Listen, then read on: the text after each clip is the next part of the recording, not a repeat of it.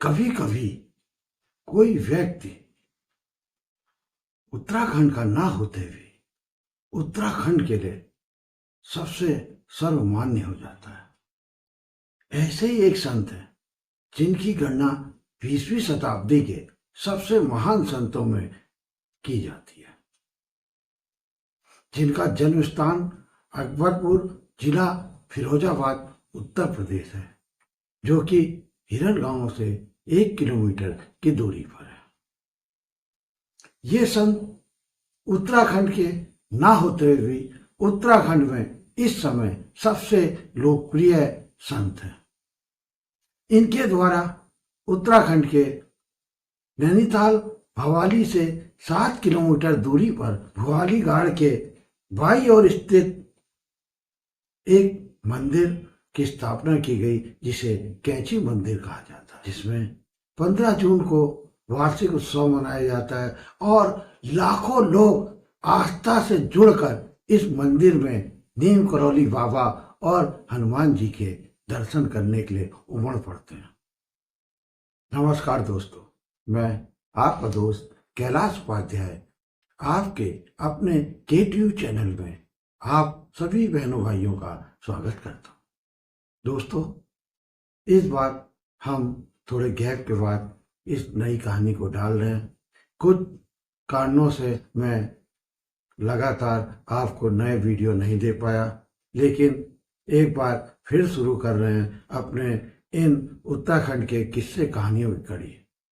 दोस्तों, आज की इस कड़ी में हम लेके आए एक ऐसे संत की कहानी जिसने उत्तराखंड में अपने चमत्कार से एक बार उत्तराखंड को बहुत ही चर्चित कर दिया। देश ही नहीं, विदेशों के व्यक्ति भी यहाँ पर दर्शन करने और सुकून पाने के लिए नैनीताल के कैंची मंदिर में आते हैं। तो आज इन्हीं संत महात्मा की कहानी लेकर आए आपके लिए। तो लीजिए शुरू करते हैं आज की कहानी। कैंची धाम के बाबा जी, जिनका असली नाम लक्ष्मी नारायण शर्मा था, वह एक धनी ब्राह्मण परिवार में पैदा हुए थे। 11 वर्ष की अवस्था में इनके माता पिता द्वारा इनका विवाह कर दिया गया था, लेकिन उन्होंने साधु बनने के लिए घर छोड़ दिया। बाद में पिता के बड़े मनाने पर वह घर लौट आए और वैवाहिक जीवन गुजारने लगे। वैवाहिक जीवन में इनके 2 पुत्र और 1 पुत्री हुई। ऐसा माना जाता है कि जब महाराज जी 17 वर्ष के थे, उन्होंने इतनी छोटी सी आयु में सारा ज्ञान प्राप्त कर लिया था। कहते हैं कि भगवान हनुमान जी इनके गुरु थे। इन्होंने भारत के कई स्थानों का दौरा किया और विभिन्न राज्यों में अपने जीवन काल में इन्होंने 108 मंदिरों का निर्माण किया। नीम करौली बाबा के लिए कहा जाता है कि उन्होंने हनुमान जी की तपस्या करके कई सिद्धियां प्राप्त की थी। वे हमेशा आडंबरों से दूर रहते थे और किसी को भी अपना पैर नहीं छूने देते थे। और जब लोग उन्हें भगवान हनुमान जी का अवतार मानते थे, वो मना करते थे, मैं कोई भी अवतार नहीं हूं, मैं केवल हनुमान जी का उपासक हूं। कहते हैं 11 सितंबर 1973 को उन्होंने समाधि ले ली थी। कैंची धाम मंदिर के निर्माण की एक बहुत ही दिलचस्प कहानी है। लोग इस घटना के बारे में बताते हैं कि 1940 के आसपास उत्तराखंड के भवाली के कुछ किलोमीटर दूर एक घाटी जो नैनीताल से थोड़ी दूर पर स्थित थी, वहां पर नीम करौली बाबा पहुंचते हैं और सड़क के किनारे बैठ जाते हैं। दूर पहाड़ी पे उन्हें एक व्यक्ति दिखाई देता है। वह उसे आवाज देते हैं, पूरन जरा यहाँ पर तो आना। उनकी आवाज उस व्यक्ति जिसका नाम पूरन था वहां तक पहुंचती है और वह उनके पास आता है। वह बहुत ही आश्चर्य में पड़ जाता है कि ये मुझे जानते भी नहीं है, फिर मेरा नाम लेके कैसे पुकार रहे हैं। उन्होंने पूरन से कहा कि मैं तुम्हें कई जन्मों से जानता हूं, जाओ, मुझे बहुत भूख लगी है और अपने घर से कुछ खाने के लिए लेके आओ। पूरन भागता हुआ घर में जाता है और अपनी माँ को बताता है कि एक बाबा है जो मुझसे कह रहे हैं, मुझे पिछले जन्म से जानते हैं, कहते हैं कि मुझे भूख लगी है, जाओ अपने घर से कुछ खाने के लिए ले आओ। गरीब होने के कारण घर में सूखी रोटी और दाल थी। वह बाबा के पास लेके आया और उनको रोटी और दाल खिलाई। इसके बाद बाबा कहते हैं कि पूरन जाओ अपने गांव से 2-4 व्यक्तियों को बुला लाओ। पूरन गांव जाता है और 3 व्यक्तियों को बुला कर लाता है। बाबा सड़क पर जहां बैठे थे उसके बगल में एक छोटी सी नदी थी। वह नदी पार करके जंगल में जाते हैं और एक जगह रुक कर कहते हैं कि यहाँ पर खोदो, यहाँ पर एक गुफा होगी। पूरन के साथ आए लोग और पूरन सोचते हैं कि वो इतने सालों से यहाँ पर रहते हैं, उन्होंने कभी ना गुफा देखी, ना गुफा के बारे में उनको पता है। लेकिन बाबा की बात मानकर वो खुदाई चालू कर देते हैं। थोड़ी खुदाई के बाद उन्हें एक गुफा या सुरंग दिखाई देती है। बाबा उनसे कहते हैं इसके अंदर चलो, इसके अंदर एक धूनी भी होगी। और अंदर जाने पर उन्हें एक जलती हुई धूनी दिखाई देती है और वहां पर एक चिमटा रखा हुआ दिखाई देता है। बाबा जी कहते हैं आओ पहले हम लोग इस स्थल को नदी के पानी से साफ करके पवित्र करते हैं। उन्होंने बताया कि यह गुफा सोमवारी बाबा की तप स्थली है, जहां पर उन्होंने हनुमान जी की मूर्ति की स्थापना की थी। दोस्तों, यह वही जगह है आज जहां पर कैची धाम मंदिर स्थापित है। तो इस तरह कैची धाम मंदिर की स्थापना हुई।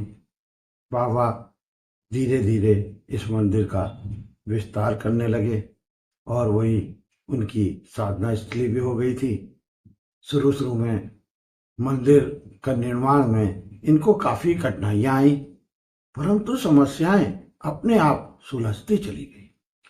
मंदिर निर्माण के लिए जब जमीन के लिए पेंच फंसा तो बाबा ने एक अनोखा चमत्कार दिखा दिया। कहते हैं कि चौधरी चरण सिंह जो उस समय वन मंत्री थे उत्तर प्रदेश सरकार में, वह अपने आप कैची धाम आश्रम पहुंच गए। बाबा ने चौधरी चरण सिंह जी से कहा कि उनको मंदिर निर्माण के लिए भूमि चाहिए, वह उनको मंदिर बनाने के लिए भूमि उपलब्ध कराए। चौधरी चरण सिंह ने तुरंत 1 रुपए लीज पर उनको मंदिर के लिए जंगल की भूमि उपलब्ध करा दी। बाबा ने मंदिर की भूमि उपलब्ध कराने पे चौधरी चरण सिंह को आशीर्वाद दिया और कहा कि अपने व्यवहार में थोड़ी नरमी लाएं और साथ ही उन्हें प्रधानमंत्री बनने का भी आशीर्वाद दे दिया। जमीन मिलने के बाद कैची धाम में एक सुंदर मंदिर का निर्माण किया गया। कहते हैं उन्हीं के आशीर्वाद से चौधरी चरण सिंह देश के 5वें प्रधानमंत्री बने। उन्होंने यह पद 28 जुलाई 1979 से 14 जनवरी 1980 तक संभाला। उन्हीं के आशीर्वाद और उनसे शिक्षा ग्रहण करके चौधरी चरण सिंह हमेशा अपने व्यवहार में नरमी लाते चले। कहते हैं गोविंद वल्लभ पंत और नारायण दत्त तिवारी भी इनके अन्य भक्तों में शामिल थे। इनका नाम नीम करौली बाबा कैसे पड़ा, इसके पीछे भी एक कहानी है। एक बार बाबा ट्रेन में सफर कर रहे थे और इनके पास टिकट नहीं था। टिकट न होने के कारण टीटी ने इनको पकड़ लिया और उनको अगले स्टेशन पर उतरने को कहा। अगला स्टेशन नीम करौली था।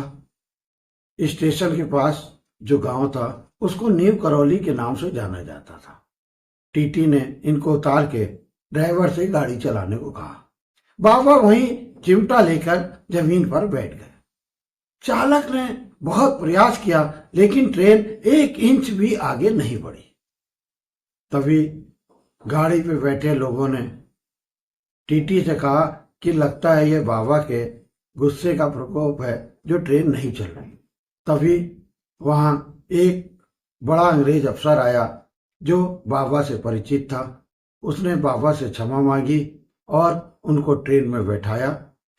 ड्राइवर और टिकट चेकर दोनों से कहा कि बाबा से माफी मांगी। सबने मिलकर बाबा से माफी मांगी।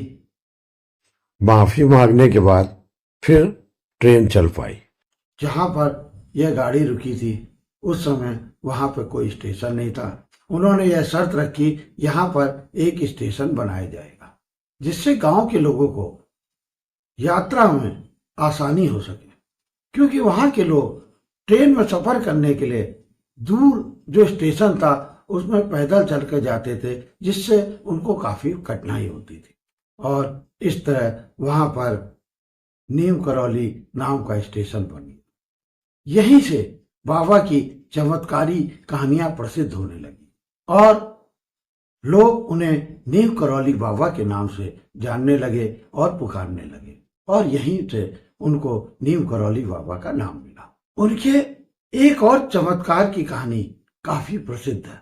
कैची धाम आश्रम में भंडारा होना था। वहां पर काफी संख्या में लोग उपस्थित हुए और भंडारे का प्रसाद ग्रहण करने के लिए आए। इस दौरान भंडारे में घी कम पड़ गया। बाबा के अनुयायियों ने दौड़कर उनको बताया कि बाबा घी कम पड़ गया है और घी लाने में शहर तक जाने में बहुत देर लगेगी, क्या किया जाए। बाबा ने अपने भक्तों से कहा, चिंता मत करो, पास बह रही नदी से 2 कनिस्त्रों में जल भर के ले आओ। भक्तों ने ऐसा ही किया। वह गंगा जल भरकर ले आए और कढ़ाई में डाल दिया। बाबा नीम करौली के चमत्कार से कढ़ाई में डाला जल देसी घी में बदल गया और उसमें गर्मा गर्म पूड़ियां तली जाने लगी। सभी भक्त यह देख के हैरान रह गए। दूसरे दिन बाबा के आदेश पर 2 कनस्तर देसी घी बाजार से लाकर गंगा मैया को वापस कर दिया गया और वे घी नदी में प्रवाहित कर दिया। कहते हैं बाबा हमेशा कंबल ही ओढ़ा करते थे। आज भी लोग उनके मंदिर में कंबल चढ़ाते हैं। इसी कंबल की एक कहानी है जो रामदास ने अपनी किताब मिरेकल ऑफ लव में कही। इस किताब में उन्होंने एक घटना का जिक्र किया है जो बाबा के चमत्कार से संबंधित थी। उसका नाम उन्होंने रखा था बुलेट प्रूफ कंबल। बाबा के कई भक्त थे। उनमें से एक बुजुर्ग दंपति फतेहपुर में रहता था। यह घटना 1943 की है। एक दिन बाबा अचानक उनके घर पहुंच गए। महाराज के पहुंचने पे दोनों दंपति बहुत खुश हुए, लेकिन उनको इस बात का दुख भी हुआ कि बाबा की सेवा करने के लिए उनके पास घर में कुछ भी नहीं है। लेकिन उनके पास जो भी था उन्होंने बाबा के सामने प्रस्तुत किया। बाबा भोजन करके जो भी रूखा सूखा उन्होंने दिया था आंगन में रखी, चारपाई पे लेट गए। दोनों बुजुर्ग दंपति भी सो गए, लेकिन उन्होंने किसी की कराने की आवाज सुन के देखा बाबा कंबल ओढ़ के कंबल के अंदर करहा रहे थे। ऐसे में अब उनको क्या नींद आती, वह वहीं उनकी चारपाई के पास बैठ गए और सोचने लगे पता नहीं महाराज को क्या हो गया है और वो इस तरह करहा रहे हैं जैसे कोई उनको मार रहा हो। ऐसे में अब उनको क्या नींद आती, वह वहीं उनकी चारपाई के पास बैठ गए और सोचने लगे पता नहीं महाराज को क्या हो गया है और वो इस तरह करहा रहे हैं जैसे कोई उनको मार रहा हो। जैसे तैसे बाबा के कराते कराते हुए सुबह हो गई। सुबह बाबा उठे और उस कंबल को तह कर और लपेट कर उस बुजुर्ग दंपति को देते हुए कहा कि जाओ इसे नदी में प्रवाहित कर देना, और हाँ अगर तुम इसे खोल कर देखोगे तो बहुत भारी मुसीबत में पड़ जाओगे। दोनों बुजुर्ग दंपति ने बाबा की आज्ञा मान ली और जाते समय बाबा ने कहा चिंता न करना, तुम्हारा पुत्र शीघ्र ही लौट आएगा, जाओ इस कंबल को नदी में प्रवाहित करो।